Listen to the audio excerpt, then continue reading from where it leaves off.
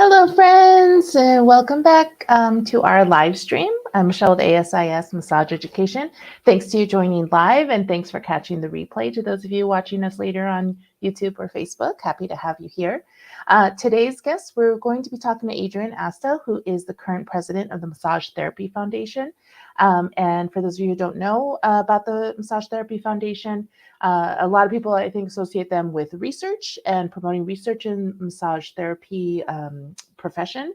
And within that, they do a lot of stuff and a lot more stuff as well, too. So I'm happy to have Adrienne come on and talk a little bit about what they do to serve the greater massage community and the greater community as a whole.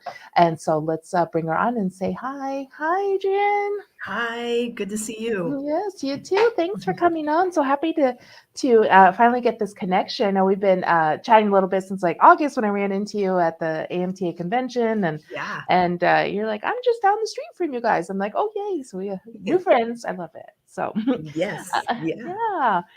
So can you tell us a little bit about yourself and like first of all how you got into massage in general and kind of what what you do for your your private practice now, and then kind of paint the story to how you got involved with the MTF.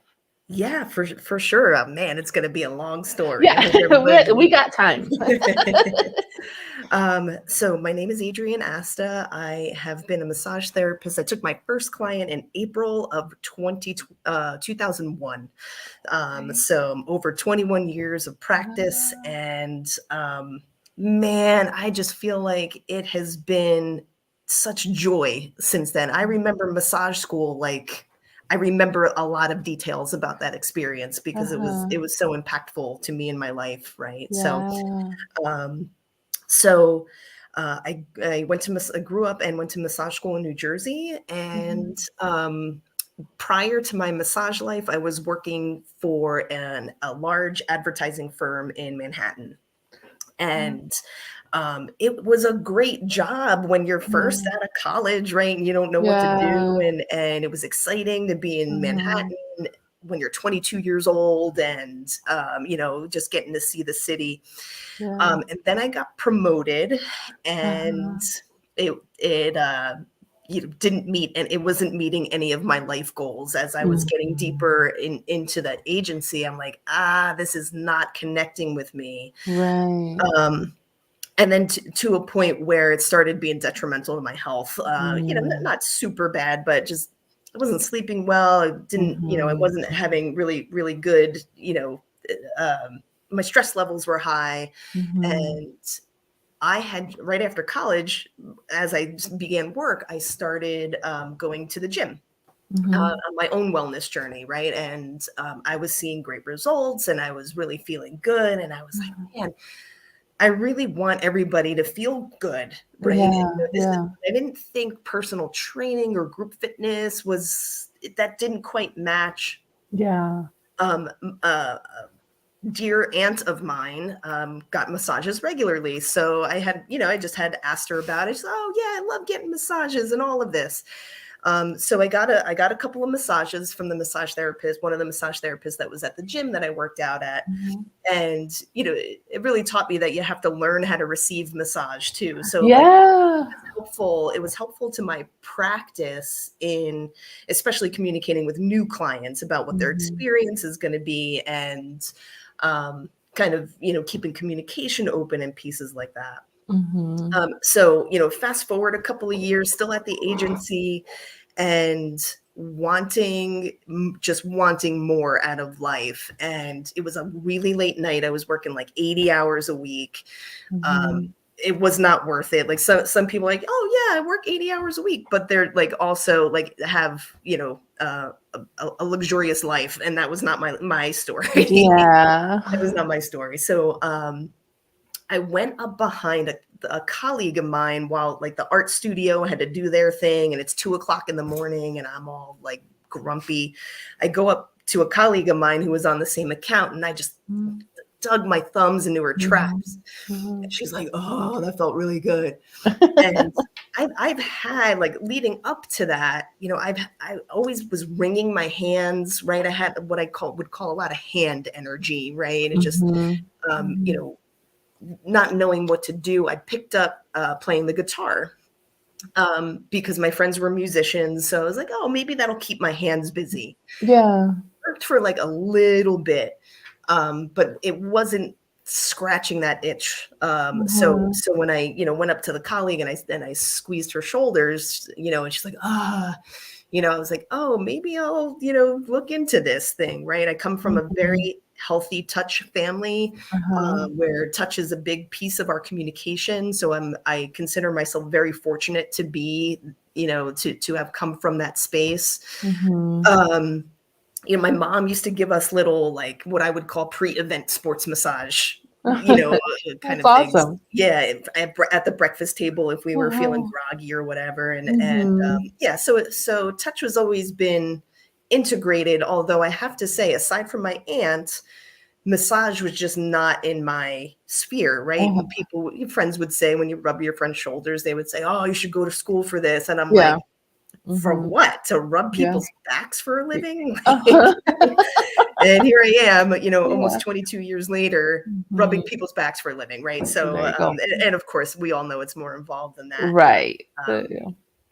So when I was in massage school, and I heard of the foundation, it was, very much this, we viewed it as the research organization for our industry, right? So I was very happy to throw them a couple of bucks here and there, to help out the cause. Like, thanks, researchers, for doing that. I'm a clinician. I am going to continue doing my work, and I appreciate everything you're doing. Right. And I was asked by a board member and the person who was the chair of the community service grant review committee through the foundation. Tim Herbert of Books of Discovery was in that position. We loved him. Yeah, we loved him. Yes.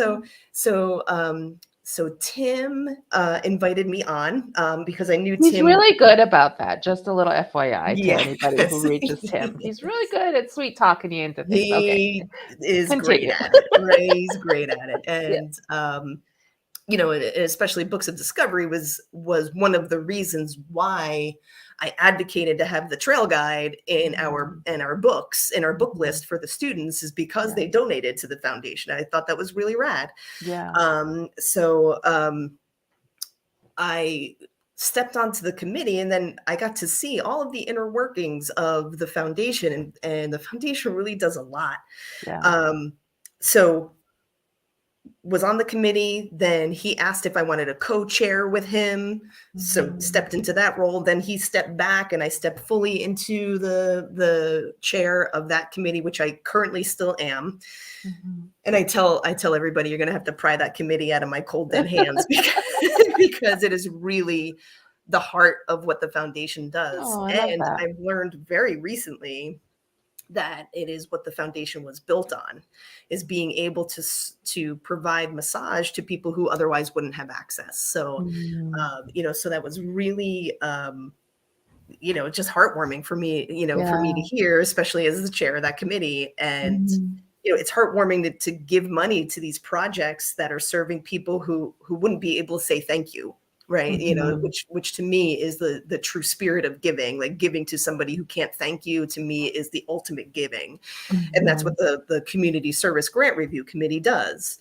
Um, so I got invited to, well, you have to be elected to the board of trustees, but somebody put my name up for that, and the board deemed me worthy of being on. So I joined the board of trustees. I got elected to the board of trustees in March of 2017.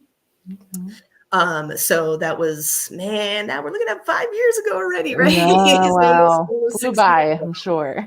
I served as vice president from March 1 through of 20, I guess, what's it now, 22. So 21, March 1 of 21 through May. So for Mhm. about 14 months. And then the president had to step down for personal reasons. And Mhm. you're not automatically it's not, the VP doesn't automatically go to the presidency. Mhm. So, let Ginny, who's our executive director at the foundation, know that I was interested, and the board deemed me worthy to lead them at this point. So it has been a blast. I've been having so much fun with the foundation. And Mhm. as far as how I got to Tucson, Arizona, Yeah. life brought me out west, and Mhm. I was working for a massage school at the time, Mhm. and there was, for personal reasons, I didn't want to put my feet down. I didn't like plant any roots in Tucson back then. So that was the first time Mhm. I moved here was 2012. Mhm. Um, and I didn't put really any roots down because I had a hunch I was going to go back east, Mhm. which I did about 3 years later. And then an opportunity came to open up what is now Center for Self-Care here in Tucson, Arizona. Center for Self-Care is a wellness cooperative Mhm. owned by 4 massage therapists. Me and my 3 partners are all massage therapists. Down in the spa clinic area, we have 6 treatment rooms, and we have 8 other providers who are doing things such as rolfing and structural integration work, connective tissue massage. We've got some energy work happening. So Mhm. lots of different modalities through through the building. And we also have an enrichment center where we do continuing education for massage therapists. We do free community events in order to introduce different ways that you can, choose different wellness Yeah. aspects for your own life. We hear the term self-care all the time, right? Self-care, right? And it's kind of Mhm. this thing that gets thrown around. And it's important to me to let everybody know that there is no formula, right? And that we can only do our best to be a hub to bring you all of these different types of resources, Yeah. and that your self-care routine should be as unique as your face. And unless you try it out, you're never going to know Mhm. what's the best for you. Yeah. um, so we're happy to be this hub here, if you will, for for people to try out new things, sound Mhm. healing and qigong, and other Nice. movement and meditations, and again, massage continuing education is, it's just really been a blast. I'm also really proud of the work we're doing with Cope Community Services here in town. So Cope Mhm. Community Services is a addiction rehabilitation facility, and Mhm. we're able to provide wellness services to them, to some of the inpatients who have a Mm. 90 or 120-day residential program. So we Mhm. come in, we do mini massages, we do some movement, we do some wellness lectures, we do some meditation with them, and it's been like the heart of what we do, is just making sure that people have access to this care, Mhm. um, even for people who wouldn't otherwise have access. So, Yeah. my work on the community service committee for the foundation and the Mhm. work that we're doing with COPE Community Services and hopefully other organizations that serve the underserved, then Mhm. it's just, we're going in the right direction. We're going in the right Yeah, I direction. love that. And I know when we first talked and you were telling me about that you're doing this, I said, "Oh, I got to have you on twice. I got to talk about Massage Therapy Foundation and we got to talk about your work with the Hope Community."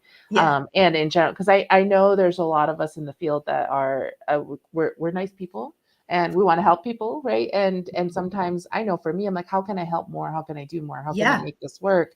And without like over stretching myself, over committing myself, underfunding myself, things like that. So Yes. I'd love to continue that conversation, and perhaps we'll get into it a little bit here. But Mhm. I know that'd be a really big one for people, and talk a little bit more about the work that you do for sure. I would Yeah. really want to hear all about it and get my juices flowing, which is not probably the best idea because I have too much I'm doing right now. But I'm like, who else can I help? What else can I do? Well, we'll make space for it, right? Because Yes. part of, so everybody thinks that self-care is the, the baths and the bonbons and things like that. But Mhm, really mhm. what the self-care is all of the steps that lead up to that. Yeah, yeah, I love that. Oh, Yeah. such a different perspective to look at it. I love it. Yeah.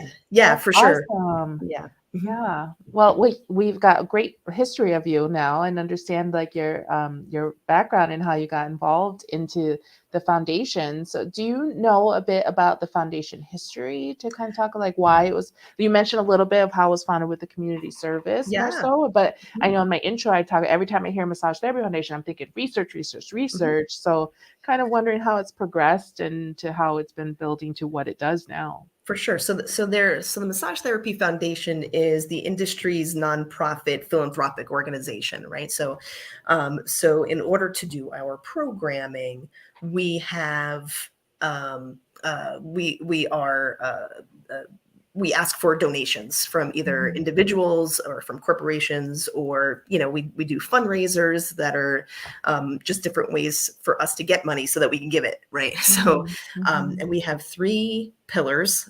We have the research pillar, which helps us to stay current on what's happening with massage research and how Mhm. can we implement it into our practice.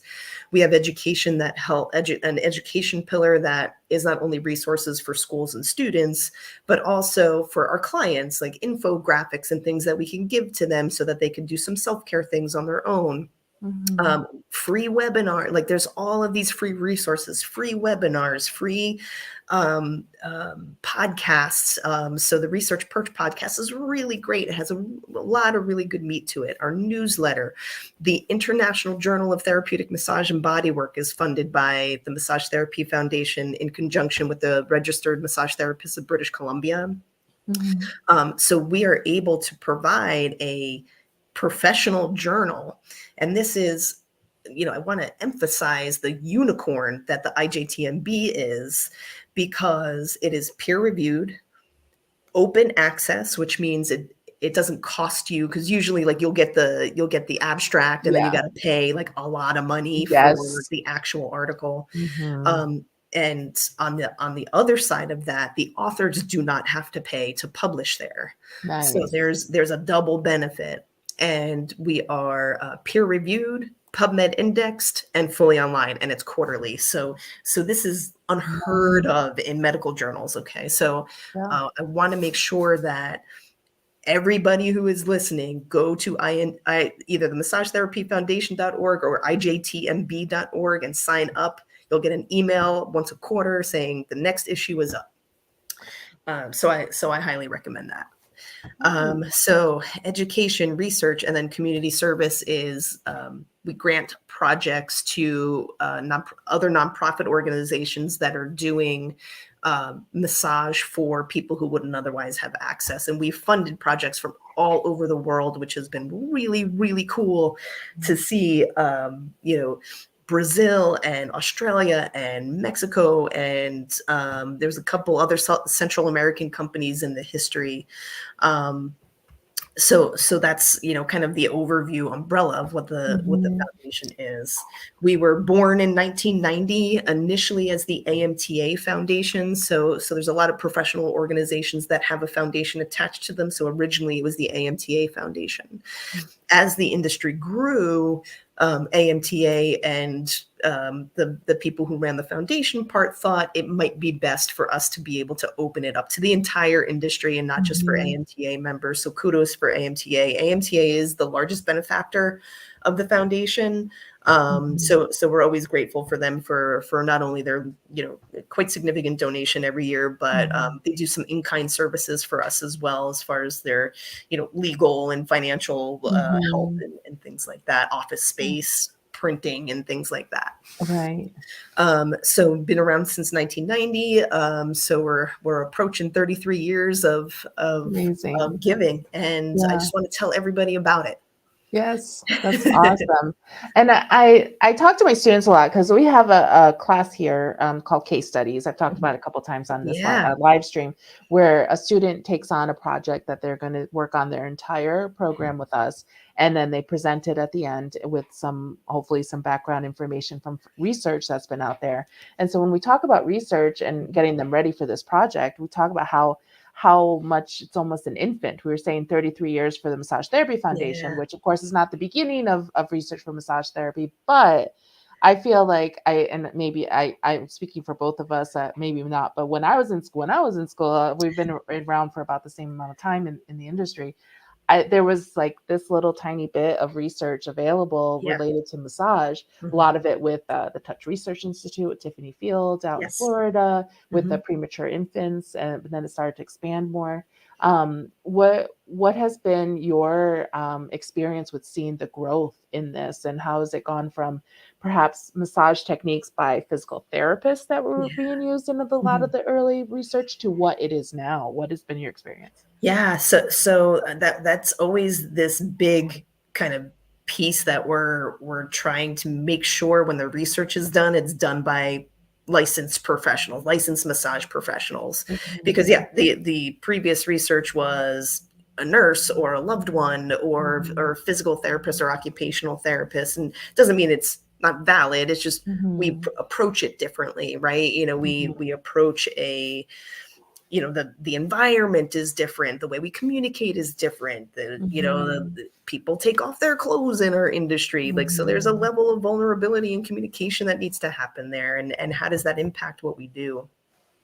um, so we have a practice-based research network that we're in the process of forming. So PBRNs, practice-based research networks, are common in the medical field for practitioners and researchers to come together, so Mm. that for the massage therapy in particular, we have an opportunity for if there, let's say, I'm here in Tucson, so let's say over at the University of Arizona, they have somebody in their integrated medicine department that wants to do research on, let's say, massage and MS. Let's say that. Mhm. So what they would do is they would go onto the PBRN, see who's in the zip code, and wants Mhm. to find actual licensed practitioners who would do this work in their location.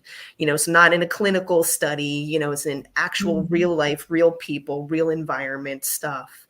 And then Mhm. they're using the massage therapist as the subject matter experts and not someone else, right? So that's really Mhm. a nice layer of progress. We're still in the infant stages of the PBRN, and I'm going to encourage everybody who's watching this to log on to massagenet.org Okay. and fill out the profile. It's free to join this membership. I'm going to call it membership in air quotes, because you don't have to pay for it. Mhm. Um, and it doesn't commit you to anything. It's just getting some information of how you practice, how many hours, are you a student, right? They're asking for schools, Mhm. massage schools and students to also participate.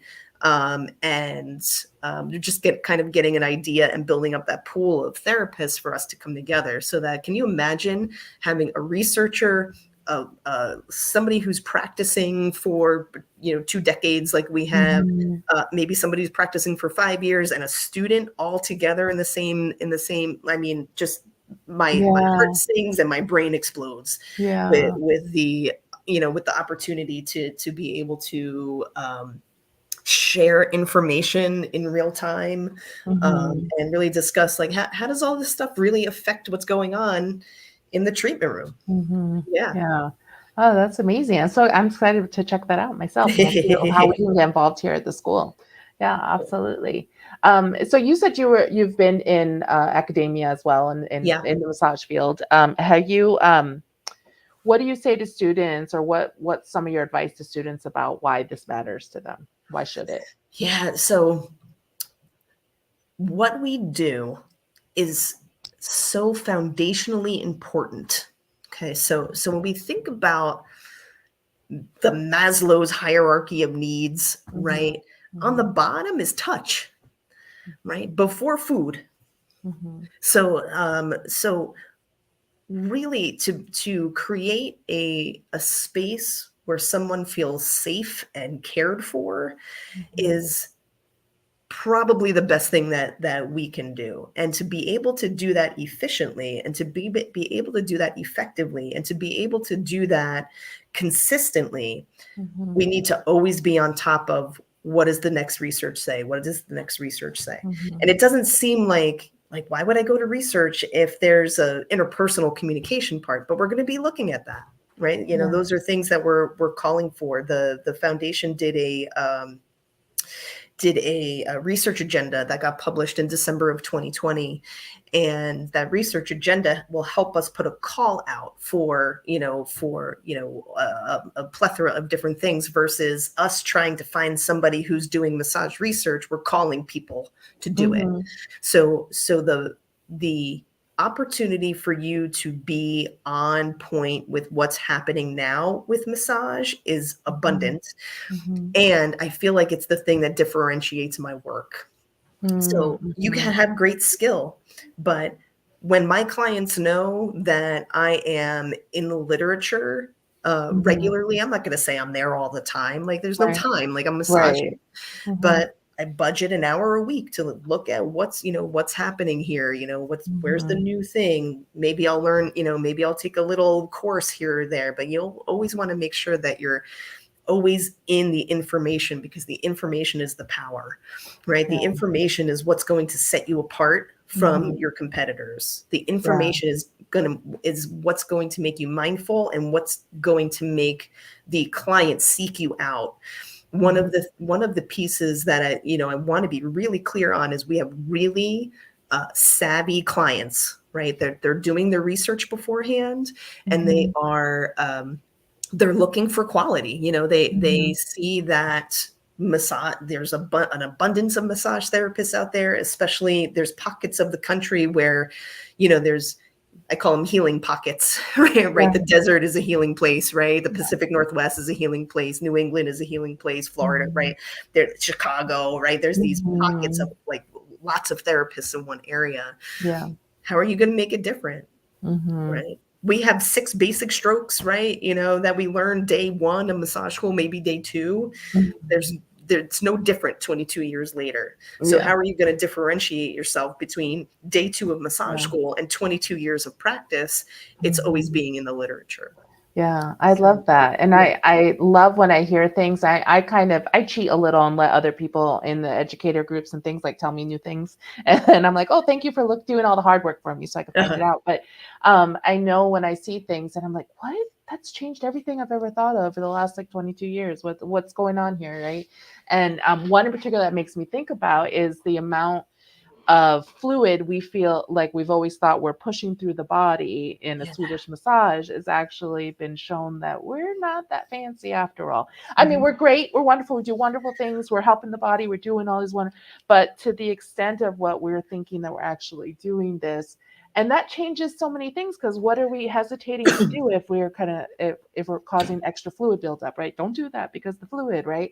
And that now it's like a total game changer because, okay, now we can do these things, or we can modify this, or whatever it Correct. might be that we've always thought. I think of like oncology massage and Yeah. leaps and bounds how that's grown. When I Right. was going to school, it was just kind of coming around that we could actually massage people with cancer. And now we're seeing, like, if you understand metastasis, you'll understand that we've got, it's not connected here with massage therapy, and that's Yeah. all because of the research. And That's that's because just of, and that's the exact, amazing. yeah, that's the exact example that Ruth Werner gives. So Mhm. I don't know if you use Ruth's pathology book Yep, we got it. Mhm. in your book list. So I remember being at I think it may have been an education conference, Mhm. and she had said, how many of us were in massage school where we're like, no, cancer is a contraindication, right? Like, Mhm. we didn't enroll people in massage school at that time if they had cancer, right? Or if they had a Yeah. history of cancer, because we thought it was that detrimental. Yeah. Now it's almost prescribed, Mhm. right? So Mhm. we went from never do it to Yeah. always do it. And that's Yeah. because of research. Yeah. I It's don't know amazing. if we're going to see such huge swings with Mhm. other pathologies or special populations, Mhm. but when we look, what are we going to find? So we got to Right. just look, right? So Yeah. it's this constant curiosity, and I think Mhm. the foundation is the Massage Therapy Foundation is at the heart of that. Is Mhm. this wanting to be progressive with our service, and wanting to create a collaborative community around Mhm. around the integrity of what we do. Yeah, yeah. It's mind blowing. And I tell my students all the time too. I said, you listen to what we're talking about, but listen with a little grain of salt too, to remember that we can be wrong, because we could be found out to be wrong of what we've learned all this time. And Mhm. that's why it's up to you. You need to be out there to seeing what's out there. Yes. We try to bring the most research, most up to date things as possible, but even the textbooks that we have, and speaking to, like, we use Susan Salvo's massage therapy textbook right now, and I'm seeing how she's progressing with all her, the new editions. It takes like years to get their new editions. So by the time you get a textbook, there still could be some information that's outdated. So we're doing our best at all time, but it's really Yeah. up to the practitioner, right, Yes. to Yes. be in the know and Yeah. in the loop. Yeah. And that could be lonely, right? We are by ourselves with our client in the treatment room. And even if you have, like a practice like I have, there's 12 practitioners here, right? Mhm. So, we might not see each other all the time. There certainly Mhm. isn't a time when we all gather, unless it's like really, really a concerted effort. But Mhm. the PBRN really helps us to bring all of those things that it would behoove us to be on top of. The PBRN will bring that together. So Yeah, I love that. start now, get in on the ground floor, so that when things happen, then we can, I'd be happy to host it here at Center for Self Care if we do any Yeah. kind of PBRN. That'd be great. I love that. That shows that we just had a question come in. How do you get into the research aspect of massage therapy? And I think that's a good answer there, right? Get into the network The for one. PBRN is the way to do it. For us Mhm. to be able to participate in research with the skill set that we have, the PBRN is the way to go. There are some people who want to pursue a research avenue, and we have people for you to talk to regarding that. Mhm. Mhm. Those people are brilliant. They're on my board, right? For Mhm. at the foundation, they can lead you to the right path. And we had talked about actually doing a webinar on it next year, so stay tuned for that. Nice. If you Yeah, what does it take to be awesome. a researcher in this field? Okay.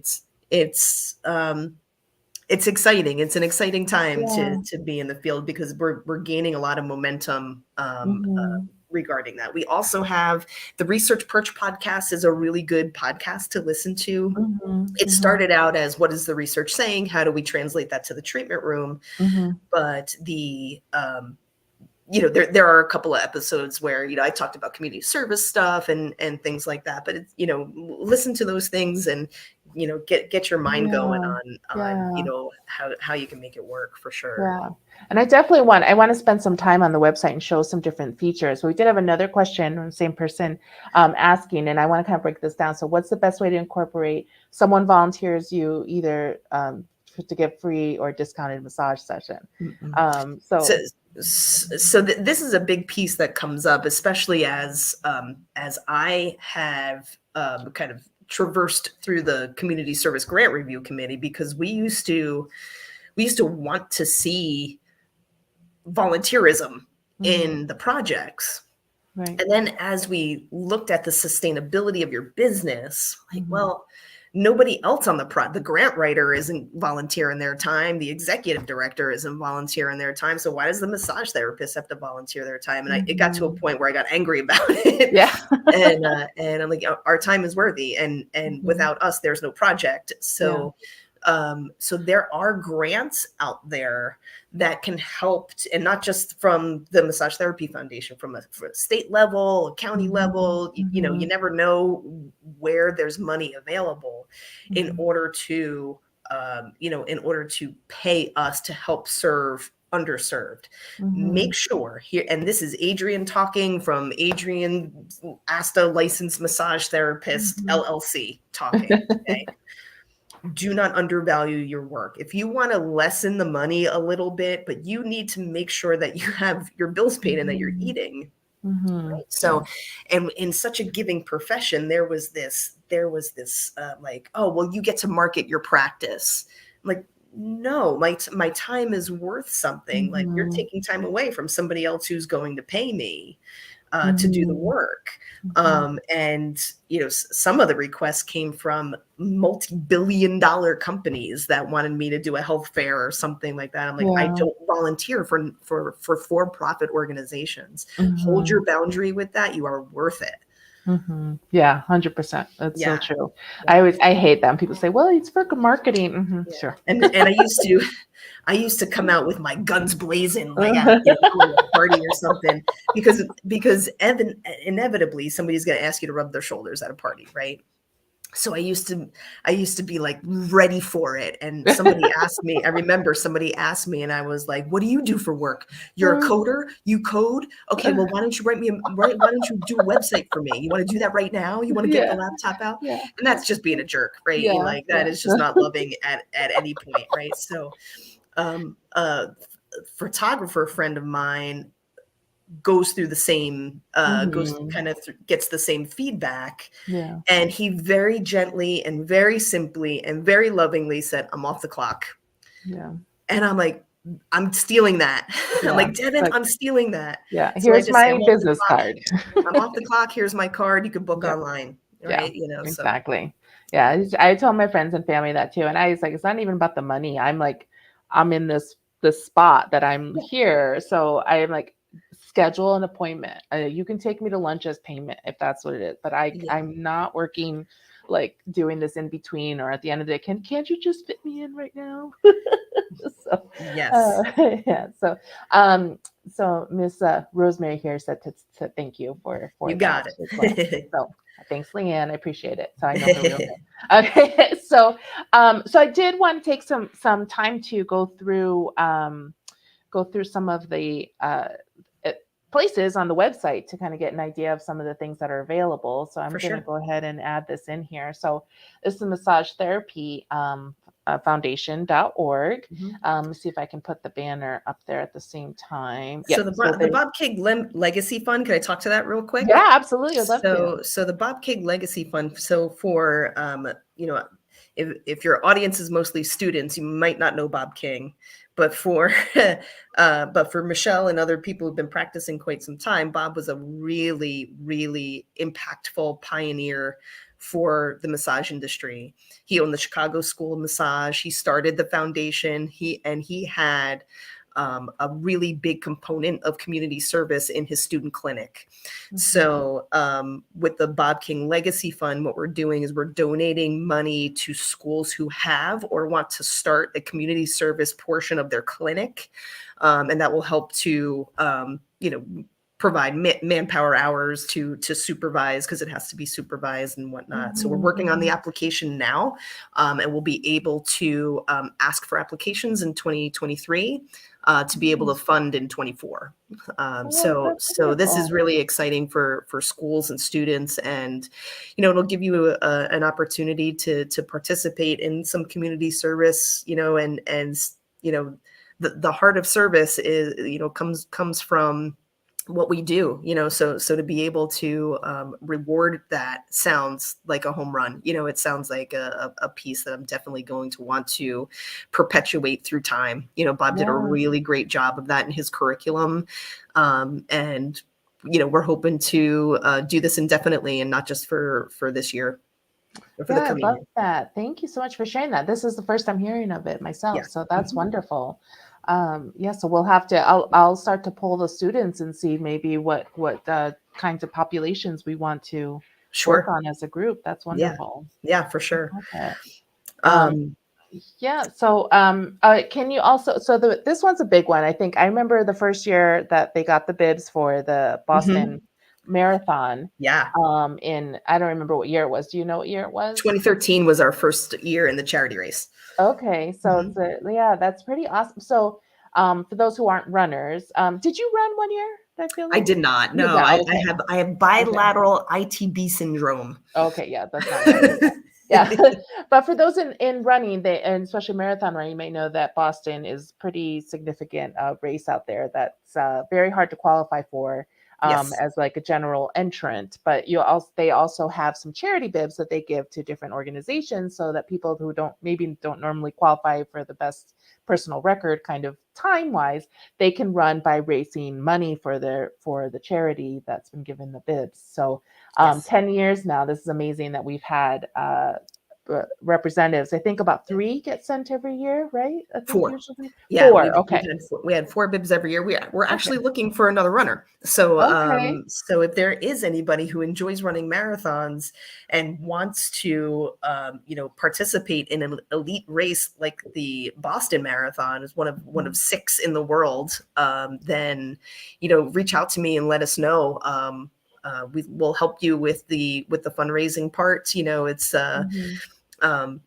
the fundraising matches the eliteness, but we have resources and ways to help you kind of gather that momentum. So Yeah, yeah. I like to say I'm registered. I help with.